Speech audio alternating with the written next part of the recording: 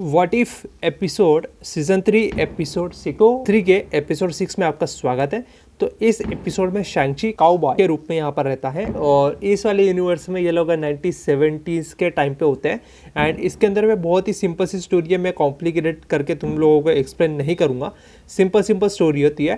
तो यहाँ पर इसकी जो शैंग-ची की बहन होती है, शैंग-ची की बहन जो है मिसिंग हो जाती है। तो उसको ढूंढने के लिए वहाँ पर एक सिटी में एक विलेज में आया होता है।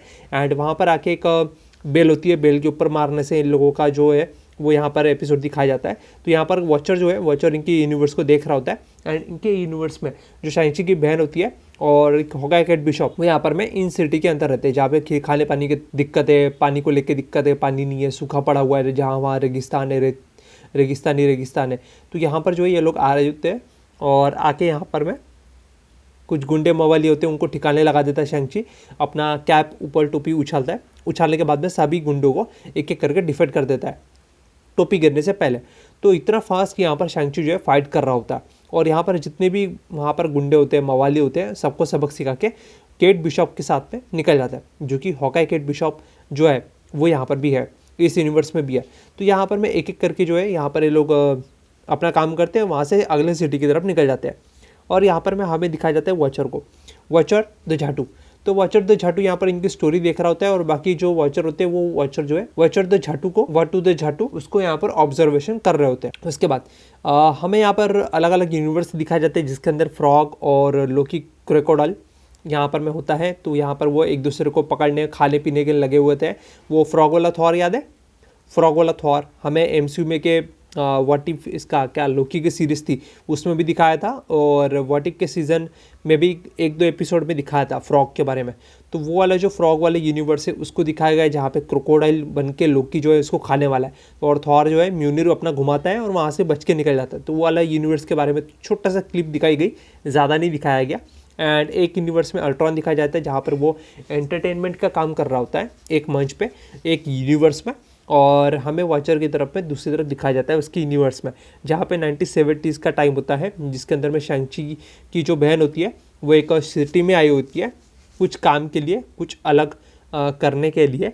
तो वहाँ पर वो गैंग वैंग से लड़ती है, गैंग वैंग से लड़ने के बाद में वो सिटी के ऊपर में कब्जा करने के बारे में सोच रही होती है। तो यहाँ पर मैं शैंग-ची और हॉकाई कैट बिशप यहाँ पर मैं काफ़ी दूर तक स्ट्रगल करते, एक सिटी से लेके दूसरे सिटी तक जाते हैं। बाद में उनको एक बच्चा मिलता है, बच्चे मिलने के बाद में बच्चे से पूछते हैं कि तुम्हें क्या हुआ, तुम किसको ढूंढ रहे हो। तो वहाँ पर वो बताता है कि काफ़ी दिनों पहले यहाँ पर गांव के ऊपर में एक आदमी आया था, आदमी आके वहाँ पे अटैक किया, उसके माँ बाप को किडनैप कर दिया। एंड वो जो है उस वे में, उस रास्ते में उसको पकड़ के लेके चले गए थे उसके बाप को। तो यहाँ पर वो सब कुछ बता देता है कि इस तरह की जगह भी यहाँ पे ट्रेन आई थी, ट्रेन वगैरह, ट्रेन में बैठ के लोग चले गए थे और यहाँ पर कुछ निशान छोड़ गए थे अपने जाने के वजह से, यहाँ पर कुछ ज़मीन पे निशान छोड़ गया। तो ये लोग उस निशान को यहाँ पर फाइंड आउट करते हुए एक एक करते वहाँ पर उस ट्रेन का पीछा करने लगता है कि उनको उस ट्रेन की जगह मिल जाएगी, ट्रेन कहाँ पे जा रही है। तो उनको वो ट्रेन दिख जाती है जहाँ पे ट्रेन के नीचे लगे होते हैं बूस्टर्स या थर्स्टर्स बोल सकते हो, आरएमएन के थर्स्टर्स बनाए हुए थर्स्टर्स लगे होते हैं। और ये जो ट्रेन होती है, ये ट्रेन किस कंपनी की होती है, ये टोनी स्टार्क की कंपनी की होती है। हावर्ड स्टार्क बोल सकते हो या टोनी स्टार्क। वैसे इस व्हाट इफ के सीजन 3 में हावर्ड स्टार्क का जो टेक्नोलॉजी का है उसका बहुत इस्तेमाल किया गया है। एंड हर एक एपिसोड में हावर्ड स्टार्क का इस्तेमाल या उसका मेंशन कहीं ना कहीं हर एक एपिसोड में दिखाया गया है। तो यहाँ पर हावर्ड स्टार्क या टोनी स्टार्क दो में से किसी एक का तुम लोग कंफर्म समझ के चलो कि किसी न किसी इसकी वो टेक्नोलॉजी है। तो वो ट्रेन के अंदर में टेक्नोलॉजी लगी होती है और उसके अंदर उसका बाप आता है और वहाँ पे काफ़ी सारे लोग भी होते हैं जो कि हिप्नोटाइज होते हैं ट्रेन के अंदर। तो बच्चा जो है अपने बाप को ढूंढ लेता है एंड उसको होश में लाने की कोशिश करता है, बट उसका बाप जो है हिप्नोटाइज होता है एंड वो कुछ भी रिएक्ट नहीं करता। उसके बेटा सामने होता है लेकिन वो फिर भी उसके ऊपर कुछ भी रिएक्ट नहीं करता। तो यहाँ पर जिसने यहाँ पर पूरे ट्रेन को कब्जा किया होता है, पूरे ट्रेन के ऊपर जो हिप्नोटाइज किया होता है वो यहाँ पर आ जाता है एंड उसके अगेंस्ट में Hawkeye Kate Bishop and Shang Chi यहाँ पर मिलकर जो है फाइट कर रहे होते हैं। उसके बाद वॉचर जो है इस यूनिवर्स के अंदर में इंटरफेयर करता है एंड उसके बाद में कुछ ना कुछ करता है वॉचर, तो बाकी अदर वॉचर इसके ऊपर ऑब्जर्वेशन कर रहे होते हैं। एंड दूसरी तरफ यहाँ पर शैंग-ची जो है यहाँ पर उस नकाबपोश वाले जो भी वो आदमी है या गर्ल है उसके साथ फाइट करता है। तो यहाँ पर वो जो है गायब होकर यहाँ पर शैंग-ची को डिफीट कर रही थी इनविंसिबल होकर। तो यहाँ पर शैंग-ची को लड़ने में काफ़ी ज़्यादा दिक्कत आ रही थी। तो यहाँ पर बर्फ़ के ऊपर में उसके पैर के निशान बन रहे थे, तो उसके वो फुटप्रिंट को समझ के अटैक करता है शैंग-ची और शैंग-ची जो है उन लोग उसको डिफीट करना स्टार्ट कर देता है। दूसरी तरफ हमें यहाँ पर दिखाया जाता है कि हॉकाई केट बिशप जो है वो उस हिप्नोटाइज़र के अगेंस्ट में यहाँ पर लड़ने की कोशिश कर रहे होते हैं, जो कि अपना वॉच निकाल के हिप्नोटाइज करने की कोशिश कर रहा होता है। तो हॉकाई केट बिशप उसके अगेंस्ट में थोड़ा लड़ने की कोशिश करते हैं। तो शैंग-ची जो है यहाँ पर उसको मुक्का मार देता है, उसके पैर के निशान को देख के यहाँ पर मुक्का मारता है और जैसे ही उसके ऊपर से नकाब हटता है तो वो क्या देखता है, शॉक होकर हैरान होकर देखता है कि वो तो उसी की बहन है जो यहाँ पर में इन लोगों को पकड़ने की कोशिश कर रही होती है। तो यहाँ पर शैंग-ची के पैर में ये लोग इसने जो है शैंग-ची की बहन ने रस्सी बांधी होती है और रस्सी बांध के इसको शैंग-ची को गिरा देती है एंड उसके ऊपर में बंदूक तान देती है, बंदूक या चाकू तान देती है और चाकू तान के यहाँ पर शैंग-ची को मारने के यहाँ पर पूरा उसको प्लान एक्सप्लेन करती है कि यहाँ पर मैं कई साल पहले आई थी और मुझे इस सिटी के ऊपर में राज करने के लिए इन सभी मजदूर को हिप्नोटाइज करके अपने मर्जी के हिसाब से काम करवाएगी एंड इस सिटी के ऊपर में कब्जा कर लेगी। तो ये सब उसका प्लान होता है। तो यहाँ पर जो छोटा बच्चा होता है, छोटे बच्चा यहाँ पर ऊपर चढ़ के यहाँ पर जो बेल होता है उस बेल को बजा देता है और उस बेल को बजाने की वजह से इनका ध्यान हट जाता है और हटने की वजह से सबका जो हिप्नोटाइज है, सबके ऊपर जो हिप्नोटाइज किया हुआ था इस हिप्नोटाइजर ने, उसका हिप्नोटाइज टूट जाता है और हॉकाई केट बिशप यहाँ पर गन ले लेती है और उसको यहाँ पर गन से उसके सर पे दे मारती है। उसके बाद हॉकाई केट बिशप यहाँ पर सिचुएशन हैंडल कर लेती है और यहाँ पर शैंग-ची जो है उसके बहन के हाथ से चाकू हटा देता है मुक्का लात मार के, और लात मार के यहाँ पर जो है उसकी बहन जो है वापस चाकू उठा लेती है और यहाँ पर शैंग-ची को मारने के लिए आगे आ रही है। तो हॉकाई केट बिशप वहाँ पर सही टाइम पे पहुँच जाती है एंड उसके हाथों पे चाकू जो रहता है, चाकू के ऊपर यहाँ पर गोली मार देती है एंड उसके हाथ से चाकू छीन देती है और यहाँ पर जो है शैंग-ची जो है अपने बहन को यहाँ पर अपने गोद में ले लेता है एंड उसकी बहन की डेथ होती है नहीं होती है वो तुम लोग देख लेना।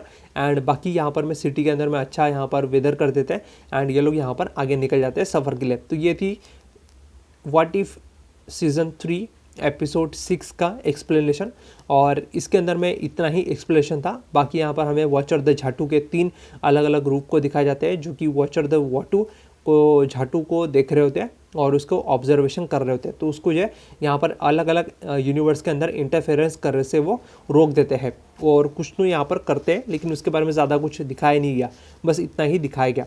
तो यहाँ पर मेरी एक्सपेक्टेशन व्हाट इफ के एपिसोड से अब ज़्यादा नहीं है, क्योंकि ये लोग एक एक करके जितने भी एपिसोड इन लोगों ने दिखाए वो सारे के सारे एपिसोड की स्टोरी जो है बकवास होती जा रही है एक के बाद एक। शैंग-ची 1970s में होता तो क्या होता, अरे क्या ज़रूरत क्या है। तुम लोग शैंग-ची का पॉकेट में अगर ये दिखाते कि शैंग-ची अपना जो डिमेंशन में है पॉकेट में वहाँ पे लेट पहुँचता, वहाँ पर वो ड्रैगन डिफीट हो जाता तो क्या होता, ये तुम कंसेप्ट दिखाते तो अच्छा होता।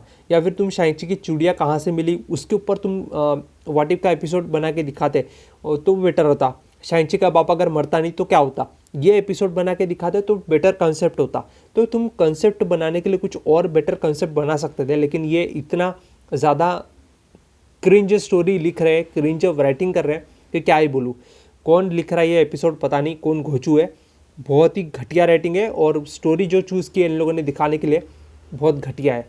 मतलब एवरेज स्टोरी तुमने चूज़ की है, जहाँ पे तुम लोग कुछ अलग वे में कुछ व्हाट इफ के एपिसोड दिखा सकते थे। अगर ऐसा होता तो क्या होता, मतलब कुछ अलग ही लेवल की क्रिएटिविटी कर सकते थे, पर इन लोगों ने क्रिएटिविटी की पूरी बुच मार के रखी है।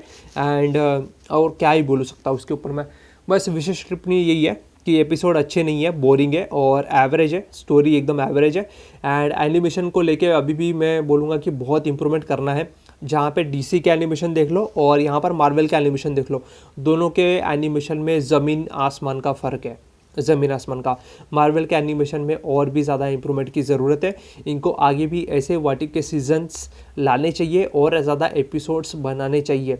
एक एक 2-2 साल नहीं लगाना चाहिए इन लोगों ने, हर साल हर सीरीज़ लाने चाहिए। जैसे इन लोगों ने कुछ सालों पहले अल्टीमेट स्पाइडरमैन लेके आए थे, एवेंजर्स असेंबल की सीरीज़ लाई थी, हल्क स्मैश की सीरीज़ लाई थी, गार्डियंस ऑफ द गैलेक्सी की सीरीज़ लेके आए थे, वैसे टीवी शो लेके आए थे। वैसे ही इन लोगों ने टीवी शो निकालना चाहिए एनिमेटेड फॉर्म में, ताकि और भी ज़्यादा मार्वल के जो फैंस हैं वो कनेक्टेड रहे और ज़्यादा उनको जो है आगे की फ्यूचर की स्टोरी, आने वाले कैरेक्टर्स, उनके साथ में थोड़ा ना बॉन्ड करने के लिए टाइम चाहिए, एक स्पेसिफिक टाइम।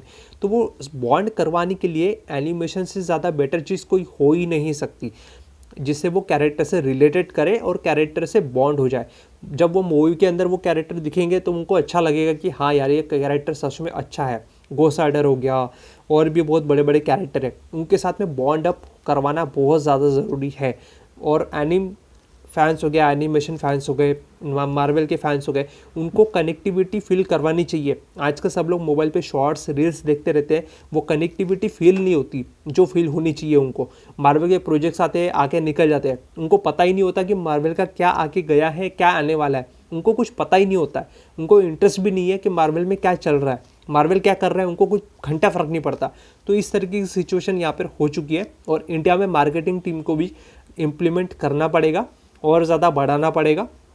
मार्वल के टॉयज़, मार्वल के कॉमिक्स यहाँ पर इंडिया में बेचो चीप प्राइस पे, ताकि ज़्यादा से ज़्यादा ऑडियंस मार्वल को देखे, मार्वल की आने वाली सीरीज़ को देखे, मूवीज़ को देखे, वेब सीरीज़ को देखे, टीवी शो को देखे एंड उनको सपोर्ट मिले, ज़्यादा से ज़्यादा अच्छा फीडबैक मिले, ताकि तभी जाके मार्वल ग्रो करेगा। नहीं तो अगर ऐसे ही हाथ पे हाथ धरे बैठे रहे और व्हाट इफ के ऐसे घटिया से घटिया एपिसोड और घटिया से घटिया स्टोरी अगर पे राइटिंग करते रहेंगे तो मार्वल तो डूबेगा ही डूबेगा, अपने साथ में बाकी प्रोजेक्ट भी ले डूबेगा।